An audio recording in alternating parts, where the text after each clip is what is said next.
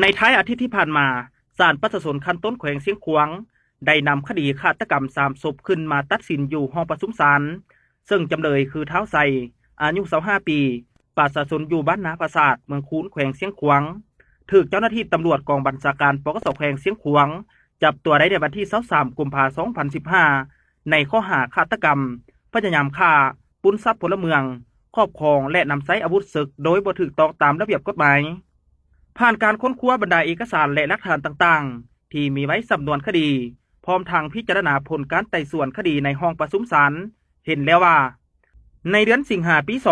2014 ท้าวไซได้วางแผนฆาตกรรมครอบครัวของท้าวสุกันย้อนผู้เกี่ยวมีความแค้นว่าเมียของท้าวสุกันหายดาจึงได้ใช้เขียงหนักประมาณ 4-5 กิโลฟาดใส่หัวทั้ง4 คนคนละ2 บาทในขณะที่นอนหลับอยู่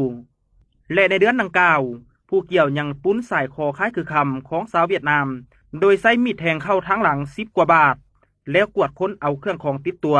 แล้วเอาตัวลบหนีไปและในครั้งวันที่ 9 กุมภาพันธ์ 2015 ผู้เกี่ยวได้วางแผนปุ้นทรัพย์อยู่เฮือนประชาชนอยู่บ้านข้างไข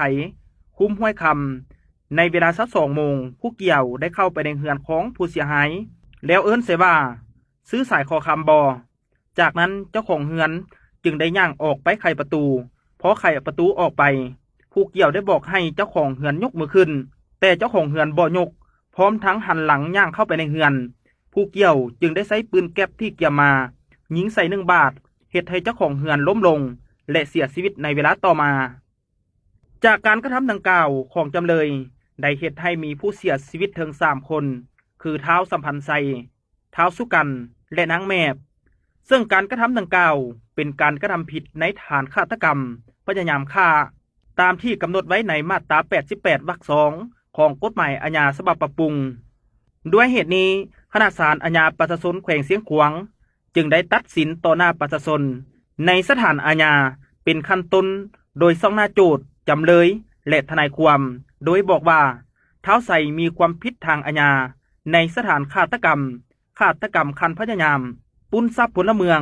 ครอบครองและมีอาวุธศึกไว้โดยบ่ถูกต้องตามระเบียบกฎหมายศาลขั้นต้นจึงได้ลงโทษตัดอิสรภาพท้าวไซในทุกสถานการณ์กระทำผิดของผู้เกี่ยวด้วยการประหารชีวิตส่งปืน AK-1 กระบอกพร้อมลูก19 ลูกคืนให้กองบัญชาการทหารเมืองแปกหิ้วปืนแก๊ปและมีดทำลายทิ่ม